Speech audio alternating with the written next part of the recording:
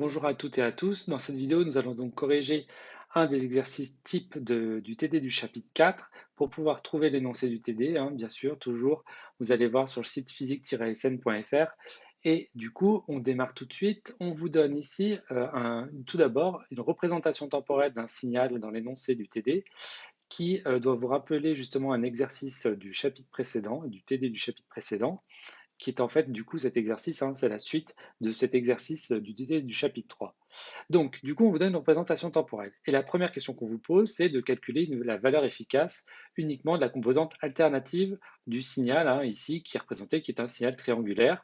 Ici, du coup, il faut se souvenir que comme c'est un signal triangulaire, eh bien, la composante alternative, sa valeur efficace, on peut la calculer grâce à la formule UM sur racine de 3.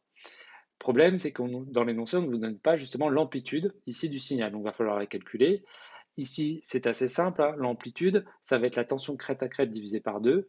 Donc, le crête à crête, ici, je pars de 0, j'arrive à E. Et dans l'énoncé, on vous dit que E vaut 10 volts, enfin 10,0 volts. Donc, la tension crête à crête, ici, vaut 10,0 volts.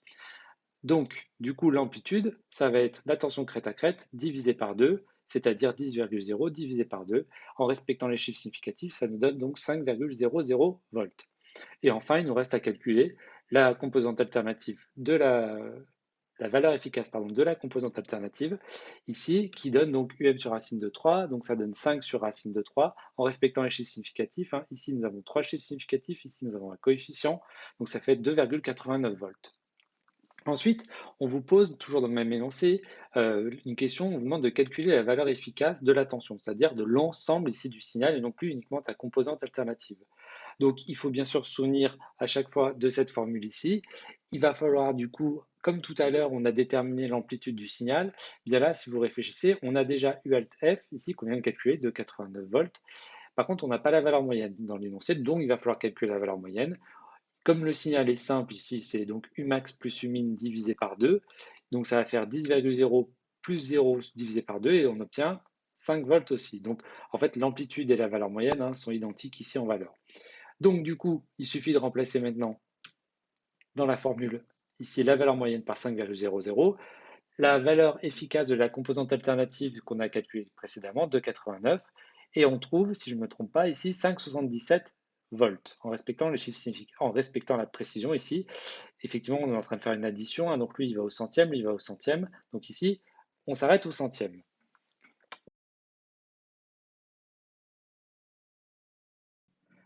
L'exercice se poursuit en allant justement vers la représentation fréquentielle du signal et en fait en vous donnant les résultats que vous aviez trouvés justement dans le TD du chapitre précédent, le TD du chapitre 3. Donc ici on vous donne les fréquences, les amplitudes et les rangs de chaque harmonique jusqu'à l'harmonique de rang 5 et on vous demande de calculer la valeur efficace de l'harmonique de rang n, c'est-à-dire d'abord de rang 1. Et donc il faut se souvenir qu'un harmonique en fait c'est synonyme d'un signal sinusoïdal alternatif. Donc si vous avez l'amplitude ici, c'est l'amplitude d'un signal sinusoïdal alternatif.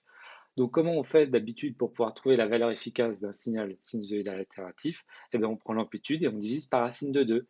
Donc c'est la formule qui est ici. On prend l'amplitude et on divise par racine de 2. J'ai mis des valeurs absolues parce que parfois dans certains exercices, on peut avoir une amplitude ici négative.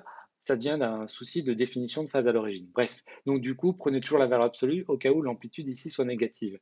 Donc premier calcul, 3,18 divisé par racine de 2.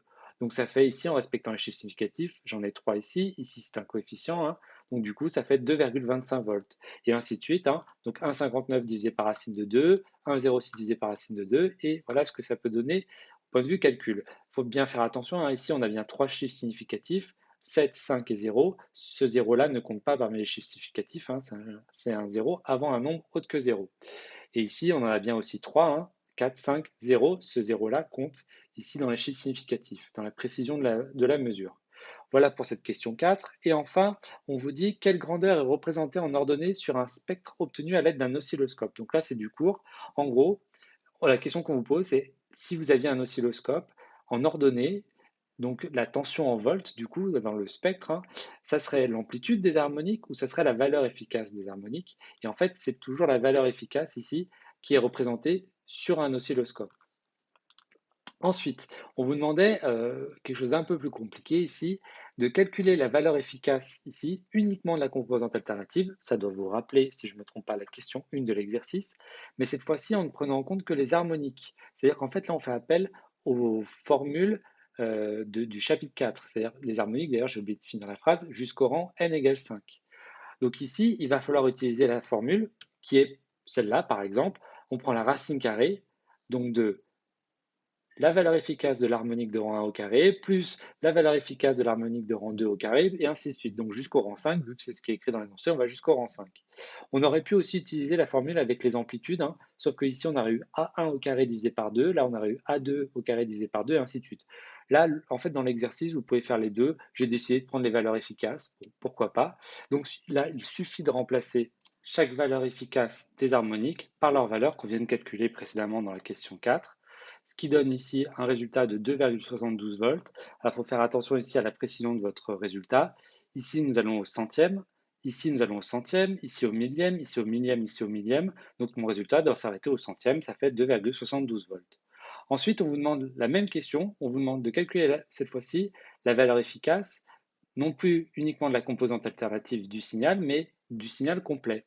Et donc, comme tout à l'heure, en fait, on reprend la même formule. Alors, bien sûr, si vous avez fait dans la question 5 avec les valeurs efficaces des harmoniques, dans la question 6, on va aussi faire avec les valeurs efficaces des harmoniques. À l'inverse, si vous avez fait avec les amplitudes ici des harmoniques, ici, vous pouvez faire avec les amplitudes des harmoniques. Donc, moi, comme j'ai utilisé les valeurs efficaces des harmoniques, je continue avec les formules avec les valeurs efficaces des harmoniques.